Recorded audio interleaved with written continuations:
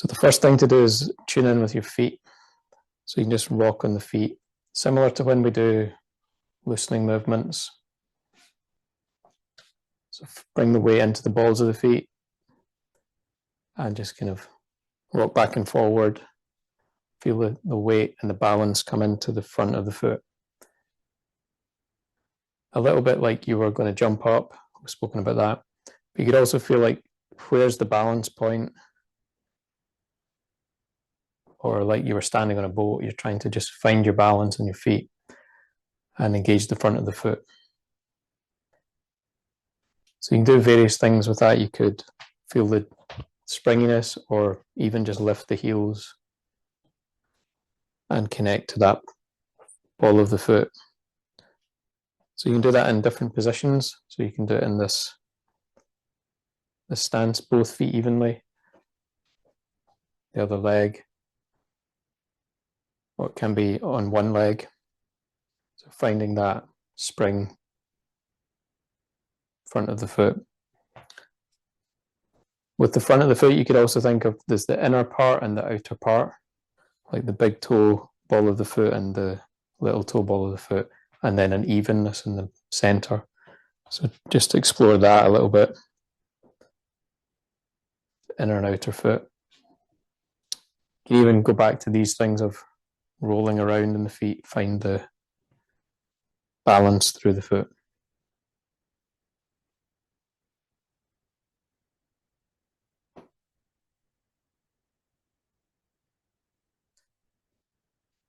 Okay, so from that position, just notice the knees and the hips. So you can relax the knees, relax the hips. And we'll do a little kind of swinging movement here. So swinging back and forward with the knees bent but not braced.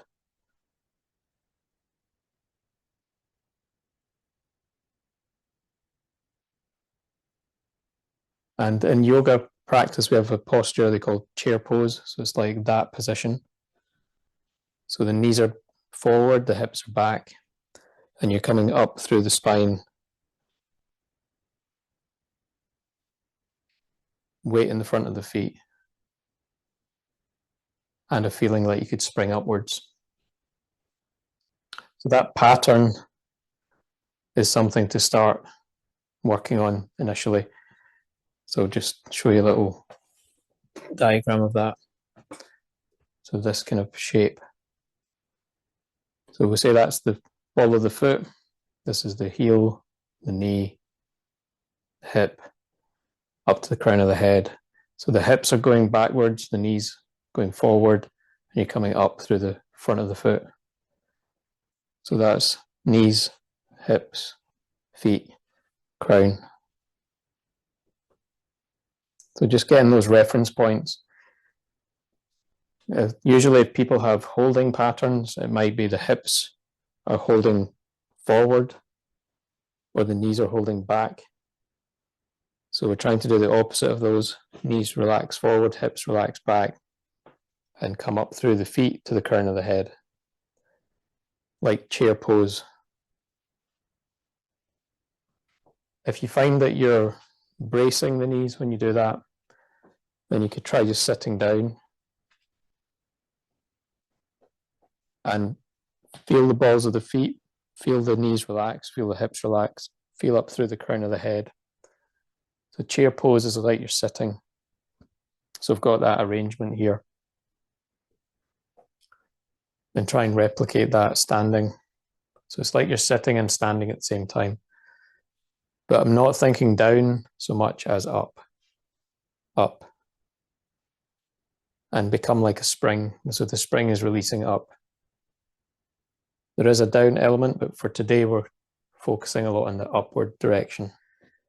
Another part around the pelvis is to kind of balance the sacrum or the tail and the hips or the pubis at the front. So you've got this kind of plumb line. I'm not controlling it from the muscles here. I'm just swinging and shifting the weight and feeling that sort of plumb line like I'm on a swing. Stay up through the crown of the head.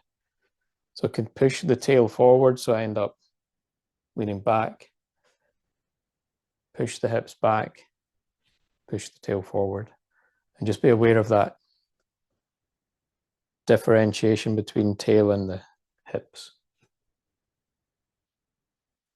And it's not that we have to find and hold a position, but just to be aware of the front of the pelvis is the quad or the hips, the back is the tail, and there can be a balance of the two. And one of my teachers, Brett, talks about training with bend low and bend would correct this way. I remember meeting William C.C. Chen, and he pushed his fingers in here because I was kind of leaning back, so correcting me there. But Mr. Liu in Taiwan, Brett said he would always push that forward. So that was his adjustment, bend low, and William Chen this way. But what Brett said he realized is eventually it's a balance of the two. It's both the sitting, the hips, dropping the tail, sitting the hips, dropping the tail, but keeping that arrangement in the legs like the chair pose and staying up through the crown of the head. So again, not to find a perfect position, but just a balanced position when you've still got the legs engaging and this plumb line between the crown and the tail and the quad. The quad being the fold of the groin or the hip joint. And that would apply in any posture. All of this, we want to apply it in different positions. Okay, so coming up from the pelvis, we'll look at the lower torso. So generally for most people, the front part here, the abdomen, it can be helpful to stretch it up slightly and connect up to the crown of the head through the whole body. So if we've done this in the stretching and opening exercises, just feel the stretching and lengthening of the abdomen slightly, like you could pull and stretch up to your rib cage. Engage the spring of the feet and also maybe feel like you're pulling up through the pelvic floor. So this is just giving us an extra upward support through the center of the body and maintain the sense of up through the crown of the head. And just feel the engagement, a bit like a trampoline or something stretching slightly at the front. So that could potentially mean that we start to bend backwards. So I'm stretching the front and arching the back. But because we're doing Tai Chi, we're trying to find these balances of differentials. So that includes, like, say, the quad and the tail. So we're also going to balance this area. So the stretch is balanced by opening the lumbar curve slightly. So in Chinese medicine, they'll call this a point in the lumbar spine, Ming Men, so behind the navel. But it could just mean this whole region of the lumbar spine. And there's the image of the turtle, so the shell of the turtle rounding out. In yoga, there's cat pose, so it's like arching the whole of the back, but focus on this center of the lumbar curve and just feel it's expanding out like a turtle shell or a balloon or something behind the abdomen. So we stretch up the front and expand back, maintaining the sitting and dropping of the tail and the front of the foot, release of the knees and hips, connection to the crown of the head. By this stage, you're probably a bit confused, going, how can I do all of that at once? But that is, unfortunately, or fortunately, the practice. So it's challenging, and you'll lose parts of it, like one part will connect and the other part will go out. So it's a very active process to keep these points of awareness and engagement. But it's just part of the practice, and it's the challenge of it. Okay, so the lumbar slightly opening, and don't force that open, don't hold or push the back open. It's just a slight expansion of the lumbar curve, matched and supported by the core engagement up, and from the feet and the pelvic floor and the release of the knees. So that's still there. We can be aware of this above the abdomen, the base of the rib cage. So in Tai Chi, you'd probably call that the waist or the yao, spelled Y-A-O. And then one of the masters said you have to sung the yao or release and open the waist. So that's just slightly higher than the lumbar curve, or just beginning to come into the thoracic spine and the lower rib cage. Again, it's just a kind of yin and yang balance, so slightly opening the back. Generally, we're not doing this, opening the ribs, splaying open. So we try and sort of contain the chest and the ribs. But again, we're not collapsing and slumping either. So there's just a balance of front and back, flexion, extension, and just a feeling of this kind of band of the waist, especially around the ribs, the side ribs and the back ribs. Just a sense of opening, but not pushing the abdomen open or out, containing the front. If anything, you're opening more the back slightly. That's again like the turtle, so it's protected. The shell protects you, protects here rather than leaving that open. From the martial art point of view, it's obviously, in boxing they'll talk about shelling up. So that's the shell, it's kind of protective, but we still want to engage here and open. From a chi point of view rather than martial art, just the whole body open. They'll say in Tai Chi to relax or sink the chest. In other words, you don't hold it like a military posture. Relax the chest, but don't collapse. And this whole area of the chest, the head, the neck, the shoulders, it's all kind of integrated. It's hard to separate them out too much. So you can try just kind of pushing the chest open, then relax. Push the chest open, then relax the chest. You could feel what happens when you collapse. Push open, feel the front, feel the back.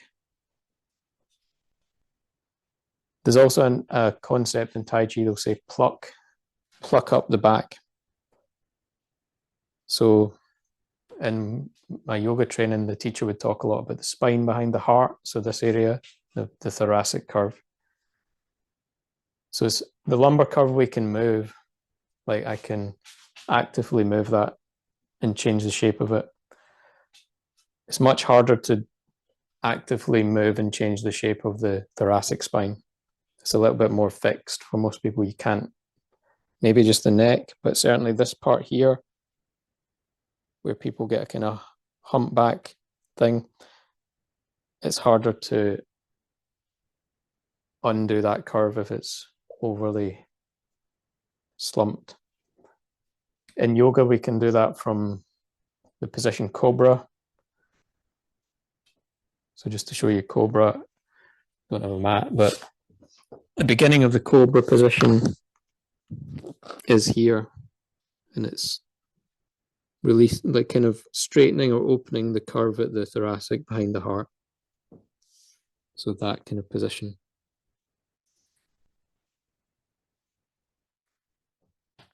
I can access that sort of cobra slightly when I'm standing. It's not as marked as when you're in that yoga posture. But if I think of this point here, and one of my yoga teacher called that the posture point. So if I press against my head with my hand and with my head against the hand, and just think of the cobra and just kind of opening behind the heart and opening the back of the neck. That will bring the chin in slightly, but don't try and pull it in. So it's more like I'm doing the cobra and feeling still up to the crown of the head. So that's giving me a upright upper spine feeling. This relates to the shoulder girdle and the arms. So you could also think of, here's the collarbones, find your collarbones, and feel how the collarbone and the sternum joint there, from the clavicle to the sternum, that's like the start of your arm. And if that area is kind of closing, you'll feel that slumping. So then I can open it and just kind of float the collarbones, not heavy, not held up, just kind of floating. And behind there is the shoulder blade. So the shoulder blade, I'm not pulling the shoulder blades in and I'm not collapsing them out. So it's a balance of the collarbones, the shoulder blade, the thoracic spine up to crown like the cobra coming through. You can also imagine like the feeling of wings. You've got wings that emerge out of the collarbones. So they're these postures or positions, feeling like a wing spreading out.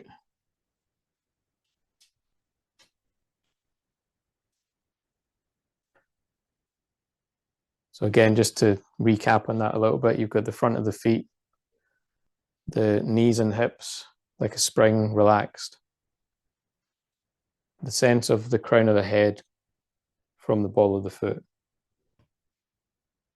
Then just a feeling of the qua and the tail, not in a held way, just you've got the balancing or swinging feeling that adjusts your weight in the feet. Then coming into the lower torso, the feeling of stretching up the abdomen slightly and gently expanding behind the lumbar spine, which comes down to the dropping of the tail. I'm not tucking the tail under because that closes the hips. So the hips stay open. The Ben Low adjustment was here, the Mr. Leo adjustment there in the balance of the two. Stretch. When I kind of suspend the head or engage the crown, then it's easier to release the pelvis like it's a plumb line. So Ming Men at the back, and not say too much about the Dantian, but they call this area the lower Dantian. But for just basic structure, thinking more of here and just stretching and opening the front. The Yao or the waist expands sideways and back, contain the ribs, contain around the solar plexus, don't push out. You can be aware of the armpit as well and the wings and the chest relaxed and a balance of shoulder blades, collarbones. This kind of posture point, which takes you up like a cobra, pluck up the back, crown of the head. Image from Chen Manqing is wearing the moon as a hat. Feel the feet, feel the legs, feel the pelvis, lumbar spine, waist, cobra, wings. And that's to give you a neutral structure that's engaged. Later we'll talk about 6 directions, 3 dimensions, balancing left, right, up and down, forward and back. But that's a kind of mechanical, structural map that we just covered there. The only other thing to kind of add in is feeling each finger, like you're touching. So engaging out to the fingertips. You can feel the center of the palm, center of the foot, crown of the head. Those are sometimes 5 points of reference. But each fingertip, ball of the foot, crown of the head, Ming Men, qua, tail, waist. So when we're doing standing posture practice, you engage the hands rather than have the arms limp. So by engaging the hands, the structure feels a bit more engaged.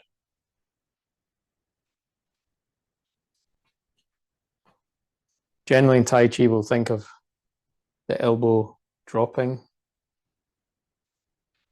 or just the feeling of resting the elbows, or the elbow is not floating. So there's a slight weightedness in the elbow which relaxes the shoulder, but we don't want to hang the shoulder like a dead weight. So the shoulder can sort of float, the elbow doesn't float so much. When the elbow floats, the shoulder locks and your body's stuck. So heavy elbow, relax the shoulder. Shoulders can float like the wings, but the elbow's not so much floating.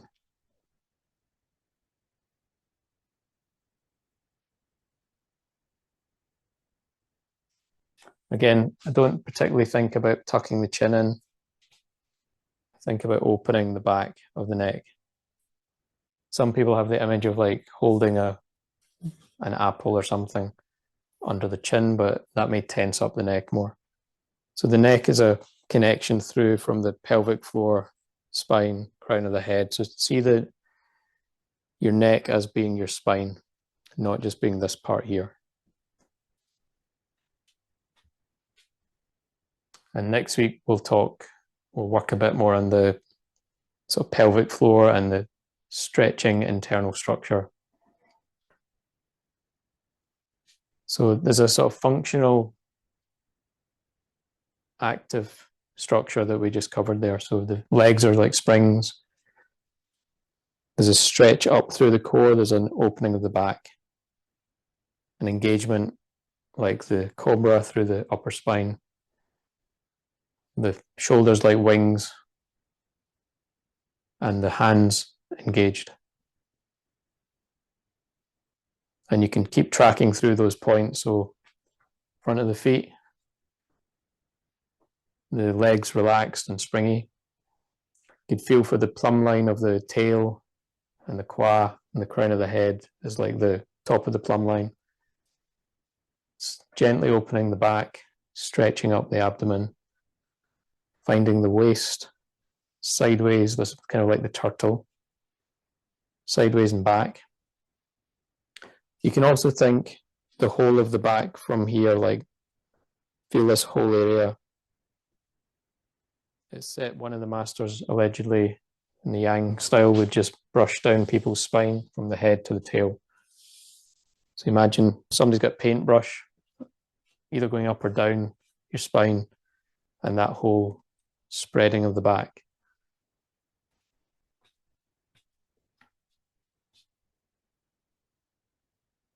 And we'll do a bit of standing practice later on in the class.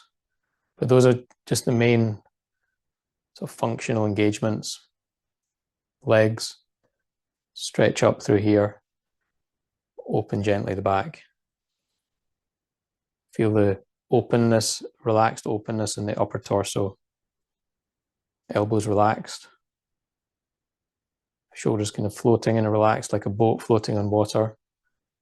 Cobra type thing, plucking up the back, crown of the head, pressing upwards. Or you could think of hanging from above the head.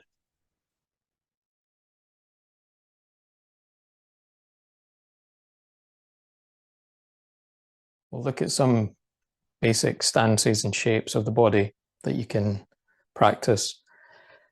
So start with the feet parallel, so you can stand here. So in yoga, they call this Tadasana or mountain pose, standing with the feet straight forward. But we could look at different widths. So you can widen out till the feet are sort of under the hips. So that's hip width. This is feet together. And just notice that the feet are not turning out, they're straight. And you can just have the weight coming forward. We'll not worry too much about all the details for now, just where you're putting your feet. Slightly wider, be the width of your shoulders. Beyond that, you can go to double shoulder width or as far as you can that way. In yoga, they'll use this as a sort of forward bend position. Tai Chi doesn't have a lot wider than the shoulder width. Sometimes in cloud hands, one of the teachers, I think Ben Lowe, called it double shoulder width. But generally we're sort of at a shoulder width position when we're in a parallel stance. Some other positions with the feet parallel would be like this. So like standing on tram lines. When we do in the Chen Man Ching form, repulsed monkey, it's in this position. In the Wu style Tai Chi, this is their bow stance arrangement. So it's about hip width, both feet straight. It can feel a bit unusual, that one, but it's an interesting just practice to stand like that. Sometimes when we're stretching, we do that.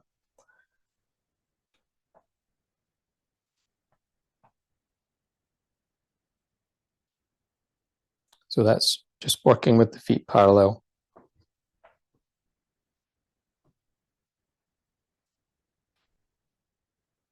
Then you want to differentiate that from the feet turned in or the feet turned out.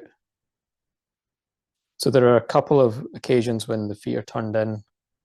In Bagua, you sometimes have this posture. In Tai Chi, you'll see it momentarily in single whip. It appears for a short moment there. I think they use it in Wing Chun, but generally we're not doing that very often. But it's a good counter to people. If you stand habitually like this, if that's your feet parallel, then try turning the feet in and then go back to just neutral. So the feet turned in. Another time the feet turn in is, well, the feeling of turning in happens like that, but we're not turning in like that. But the feet are turning in when we do the transitions. And then we have the turned out position, which is the beginning of the form. And in a lot of the transitions, you'll have that kind of shape. So the V stance. Again, it can be heels together, can be slightly wider or more like a horse stance. And the transitions in the form usually come through that shape. I should also mention when we're in parallel stance, we were standing with a weight in the center, but you could also explore weight 100% on one leg, empty on the other, and then 50-50 or 70-30, 100-0. So those are some of the reference points in the Tai Chi form. Even, 70-30, 100-0. Same in this position, you could have, like at the beginning of the form, we separate the weight into one leg, or we start in the center. When I go wider, again, that's like the transitions in the form. So I could find the center, like sitting, pressing out the feet slightly, that would be sort of 70-30. Or you could try and feel for 100% where you can lift the other foot. So that's the weight shifting within the stance. Another sort of V shape that you can explore is just sliding the foot out along the V. So that gives me like an L-shaped stance or V-shaped stance, and the heels in line. So that position. I can also differentiate that from slightly wider, which is more like the transition in the form when we come into ward off left or ward off right. So that's a 90-degree stance with the heels in line. This is a 90-degree stance with a kind of hip width track that when I turn, I've got that width. That might be a bit technical to start with, but just notice in a 90-degree stance, the heels can be in line, or this foot can be slightly wider, still at 90 degrees, which in the form is the transition into the bow stance. Okay, from the V stance again, we can go into single weighted stances. So I've said we can go 100-0, but then from 100-0, I can move this other leg, the empty leg. So simple 100-0 position is you could call cat stance, just on the ball of the foot. But when I'm there, my weight is still in the back leg, ideally. So that's 100-0. Often when people start, they'll put the feet in that position, but they'll shift into the center, and I'll say lift that foot, and they have to do that. So the way to check if you're 100-0 is you lift the foot and the body doesn't change. And you might, if you're just starting in Tai Chi, you'll feel that's maybe a lot of work on the leg, so you change the other side.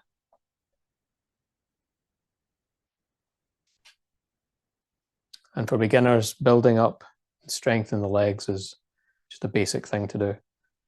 So single weighted postures help you do that. Another variation would be with the heel down. So in the form we have play guitar and raise hands posture on the heel. Still 100-0. All the weight in one leg. You can try that on either side. So I'm just stepping out with the heel with no weight. That's also how we step out and then shift. So it's stepping with the heel.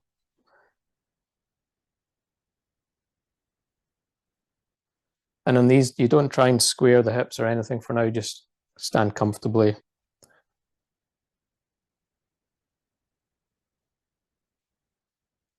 The main thing to be aware of is when I do that, the knee doesn't twist. So you stay over the foot, feel the foot, the same way we're doing in the points of structure. Make sure there's a springy connection to the ball of the foot, and then the leg will not collapse. So some other variations of single weighted postures can be stepping with the heel and then just letting the foot rest. So it's like a back stance and roll back in the form. Still kind of 100-0. So this foot's out, no weight, but the foot's just resting on the ground or active on the ground. But I can still pick it up without shifting much. So that's like the back stance. We'll mention that in a minute as well. Another one is just to take the foot off the ground. So in Tai Chi, you have some kicks. So like these postures or this one, or with the heel. So just initially take the foot off the ground a little bit. You can imagine the foot's resting on a ball or something. And just feel what happens when you balance there.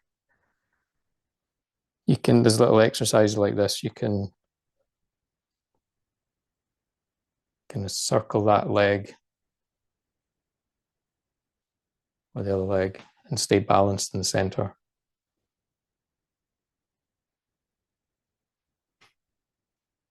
When I'm in the parallel stance for a section in the form called cloud hands, we're 100-0 single weighted in a parallel stance.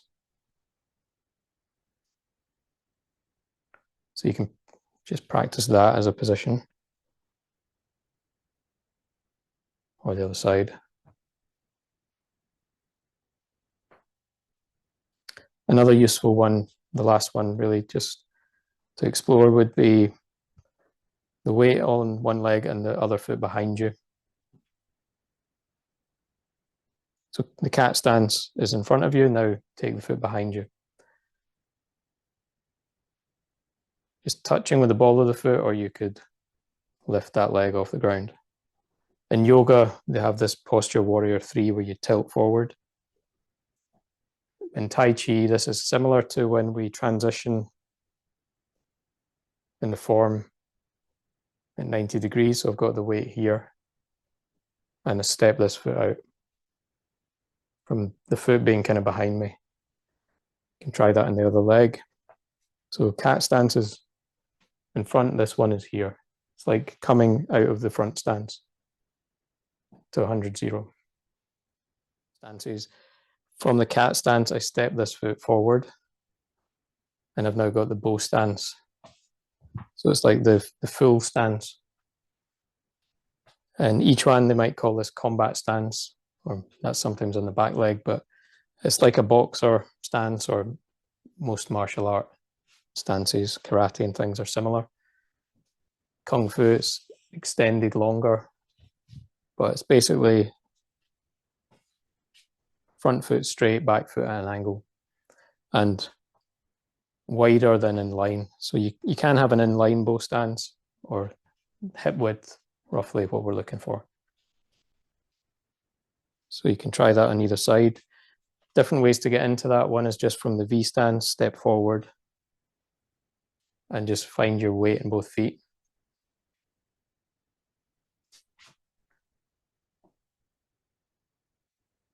Another way you can get into that is from the hip width stance. Step on the tram lines and then just adjust the back foot on the heel, turn the foot out. So now I've got that width. Within this stance, you can explore the weight shifting. So start maybe with 50-50, both feet engaged. Then in Tai Chi, the final postures are often called 70-30. So when you've finished the movement, 70-30. And as the transition into that movement is usually the center. On the style that I teach, you'll find the center and then find 70-30. That can be described also as 100-0. Some people would say that's 100-0. And then in the back stance, again, it could be regarded as 100-0 or 70-30. It's hard to get fully 100% and still have a long stance. I once asked a teacher that, who was well known for push hands, and he said only the best people can do that, can really be 100% on the back leg while in a long stance, which is why some people end up always doing a short stance so they can feel 100-0, but you want to also work the legs and create a full posture. So you can vary the length of this stance and explore the different lengths and the different weight distribution. And obviously try that left and right. So in the practices, there's all sorts of stances and positions. In Bagua, you're walking, so in a way you don't have a stance. And in Tai Chi, there's all the transition positions, but those give you a flavor of the most common postures. So just to recap, that's feet parallel, distinguishing of hip width, shoulder width, and wider. Then you've also got this one, feet parallel, hip width. You could also be like that. So in Bagua, the walking is sometimes described as that width, walking around the circle. Then we have distinguishing internal rotation, external rotation of the feet. We wouldn't be spending much time in this position because it's quite tricky. So you generally wouldn't use that as a standing posture, but it's good to distinguish in and out of the rotation and of the hips and the arms. Internal and external rotation. And more common standing posture is the external rotation V shape, the beginning of the form, the kind of horse stance. And again, just exploring the weight distribution. From the horse stance, we can go into cat stance or single leg stances. Ball of the foot, heel, foot off the ground, feet parallel, or the foot behind me, are just the main variations that are worth exploring. Left and right. From the single leg stance, stepping into the bow stance, and just finding the hip width, both feet, and you've got 50-50, 70-30, potentially 100-0, front and back, and middle, left and right.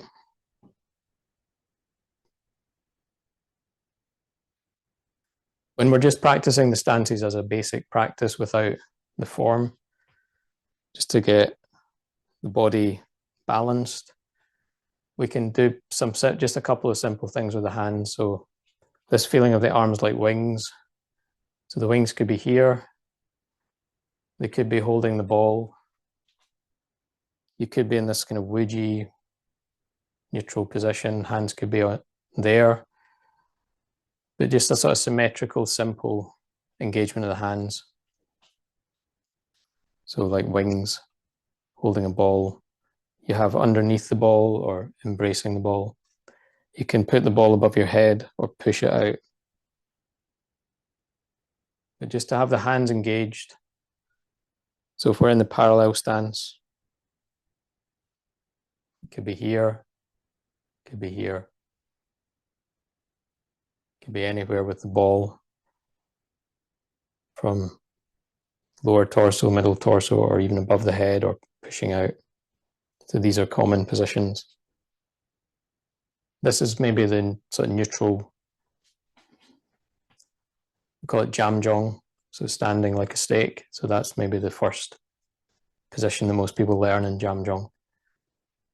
But feel free to explore just moving the hands around symmetrically.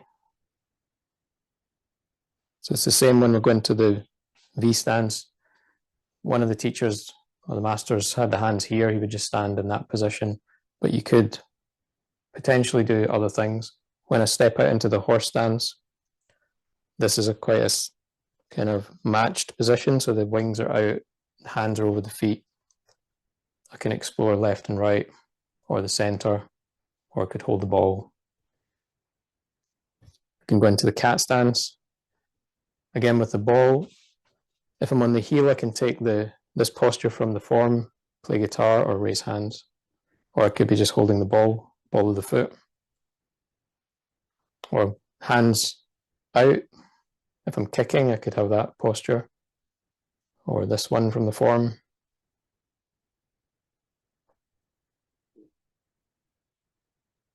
If I'm in the single weighted parallel position, I could just be there. In Tai Chi, this is cloud hands, so you're holding the ball to the side. If the foot's behind me, in the form, again, this is a bit like when we hold the ball to transfer into the next posture, so you could practice that, or just hold kind of parallel, symmetrical. So there's simple things to do with the arms related to those shapes.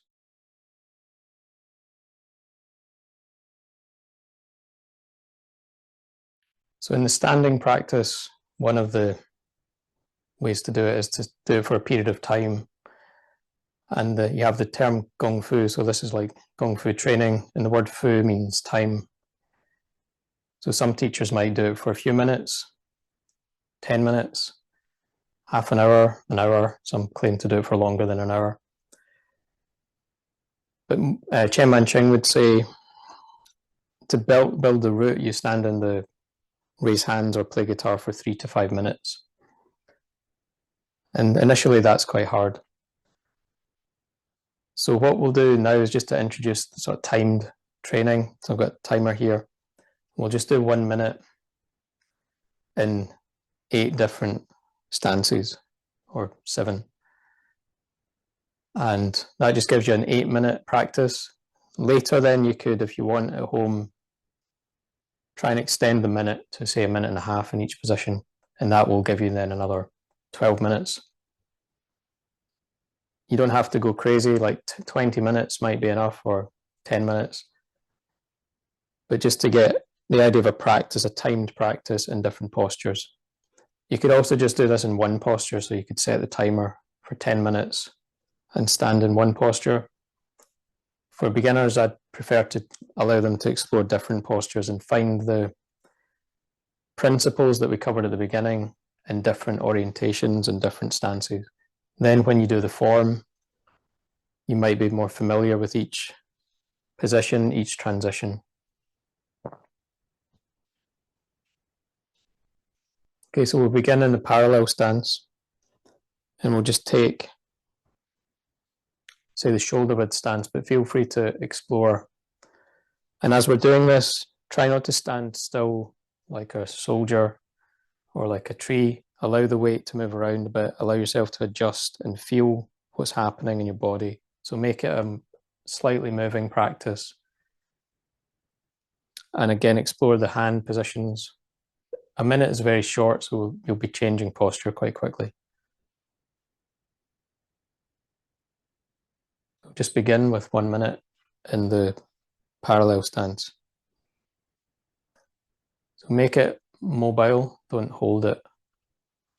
And if we think of the principles of the posture, balls of the feet, sitting or releasing the hips, releasing the knees, opening, engaging through the crown. It can be useful to touch your own body, like touch the Ming Men, touch the crown, feel the qua, feel the legs,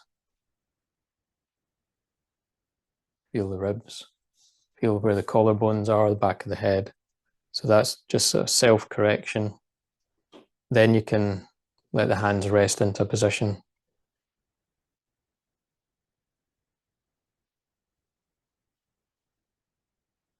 Or you can change position for now, so we're not holding for too long. Just feel that shape. Maybe some different shapes. So now we'll change into the V stance. And you can just sit into the legs a bit again, find the front of the feet, find the qua, the tail, Ming Men, lumbar spine, stretching up slightly to the crown.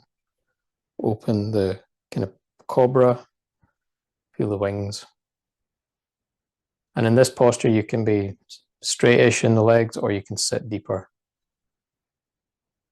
One exercise is to go up and down between those positions. Here we might also explore the kind of horse stance. You might do another minute of that. And you might explore left and right. Another aspect of the V stance is finding your vertical line from the front of the feet to the crown of the head, containing the spine. So that's the buzzer gone again. So here we're going to single leg posture. So you can go into cat stance on one side. If you feel any joint pain or overly straining the legs, then change between left and right, but we'll do a minute left and a minute right if you can. So especially here, get the connection of the spring from the front of the foot, from the leg, the crown of the head, and the stretch up. So you get a feeling of being lighter in the joints. There may be more tension building in the leg, on one leg, so try and relax. So feel inside and relax.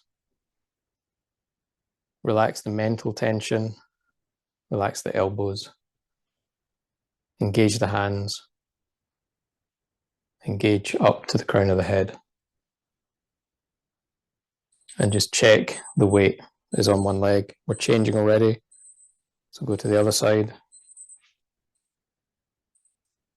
100, 0, so you check that by lifting and feeling that you're in the center, not forward. Again, go through the sort of checklist, the foot, the knee and the hip relaxed, plumb line, open the back, rise up through the crown, open the back of the head. Feel the waist, feel the shoulders like wings, elbows relaxed, slightly heavy, shoulders relaxed, kind of floating. We'll add in more details into how you engage with the mind and with space and other things. But here, just getting the structure, the functional structure up. From there, change to the other foot again and step forward. So now we're in the bow stance. Priority here is again, find the front of both feet, find the spring up. Equally, inner and outer foot, ball of the foot, arch of the foot. From there, sit in the hips, press up through the crown, open the back, drop the tail, but don't tuck under. Sit in the front, drop at the back, open. Like the turtle.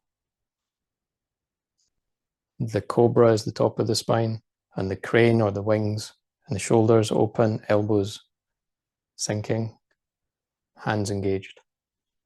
And then explore the weight distribution from front to back, maintaining both feet connected. Change to the other side and just go through that again. So we start from the feet, both feet, inner and outer, arch of both feet, up through the crown, like the cobra, open the back, kind of like a turtle, or the paintbrush down your back, open the spine, sitting, dropping, stretching up, containing, opening around the chest, gently. Feel the elbows slightly heavy, hands touching, shoulders open and light. Then the weight distribution, 70-30 or 100-0, 50-50, 70-30 or 100-0. Then we'll come back to the parallel stance. So this posture is described as a Wuji posture. So Tai Chi and Wuji. So Wuji is like this empty circle. So if we practiced it with the kind of intention to come into the Wuji state, it would be trying to do less stuff. So assume you've got the elements engaged and then just relax without collapsing. So there's a feeling of space or empty, open. We'll talk about that later, but it's feeling like the whole body from inside is opening like a balloon or like a hose pipe. So that takes you into a sort of standing meditation experience. And we'll talk more about that in the next few classes. So how we engage with the surrounding space, what you call 6 directions or 8 directions. And in Yang Cheng Fu's 10 important points, he talks about harmonizing the external and the internal. So we'll look at that.